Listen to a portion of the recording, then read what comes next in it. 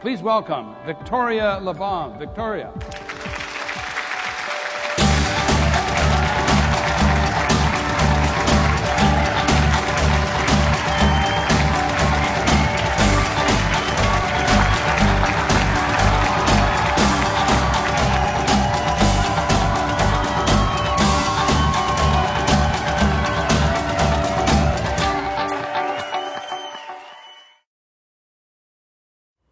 To imagine a gigantic triangular prism, and you were then to imagine light shining through that prism, what happens is as that light bends, it refracts, and through that refraction, our eyes see color.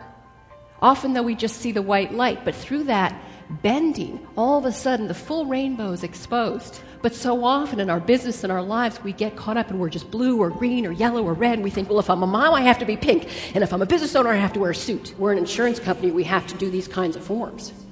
Really? Do you? Where does innovation begin? Sir Isaac Newton in the 1600s did this experiment with light where he took that beam and he shined it through and out came these colors, but he did the reverse, which not many people know. And he took all the colors and he said, if I shine it through that prism, will out come one single light. And indeed, that's the case. If you were to take all of the talents in your organization and shoot them out, you might find you have just one voice. Not a disorganized organization, but a pure one.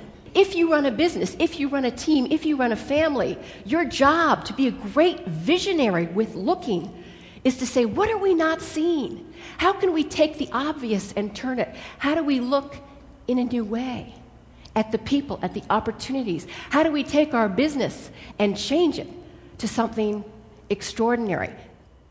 87% of people interviewed in business say that they would rate listening as one of the top 3 skills. Or as an Italian friend of mine said, the BlackBerry, it's become the new rosary.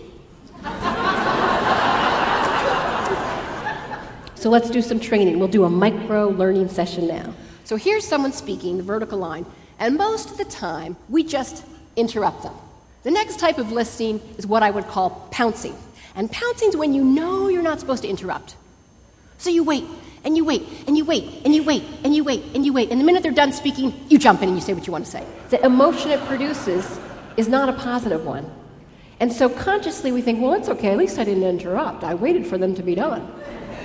But in truth, the person thinks you weren't even listening to what I was saying. And they know you were just waiting to make your comment or ask your question or say your point.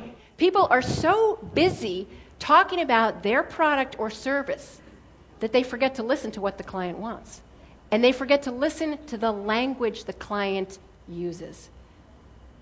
How do you bring what you love back into your life or into work? We often think there's work and there's play. Well, I go do my hobbies and I have my fun and then I go to work. But we're an integrated world now, and there's extraordinary opportunity. And if you're going to run a healthy, well organization, you have to let people bring their passions, and you have to start with yourself. What are the passions you're not bringing in? And I want to give you some examples, and then I'm going to have 2 volunteers come up here and show me with you how this exercise works. He loves football. So now Marie and I are going to brainstorm ways he can bring football into work. You could, when you're stuck at a meeting and you can't come up with any ideas, put the football on the table and say, what would the football say? Yeah. If you love motorcycle riding, why don't you have a photograph of motorcycles? Because I guarantee it's going to get more comments from people, and people are going to say, oh, that's so cool, because you have these colors inside of you, and we feel like we can't show them off, because I'm an executive, I have to do like this, or I'm in sales, I got to wear a BlackBerry on my belt and wear Dockers. And if I'm between the ages of 30 and 35, I got to wear my hair spiky and crisscrossed. What's the limitation you put on yourself? I know a woman who loves the Oscars. And you know what she does every year at Academy Award time? She rolls out a red carpet by her desk. Do what you love. Razz your berry. So you say, how do I take what I love and bring it on the stage, into my office, into my meetings, into my family? Because your kids are dying to see your colors come out. But you know for whatever reason it's the right decision. And it's not until you have the courage to step into it and stay there that you see the possibilities that were meant for you.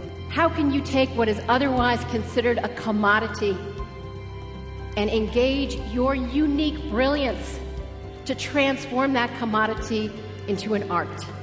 So are you ready to celebrate your brilliance? 1, 2, 3, hit it.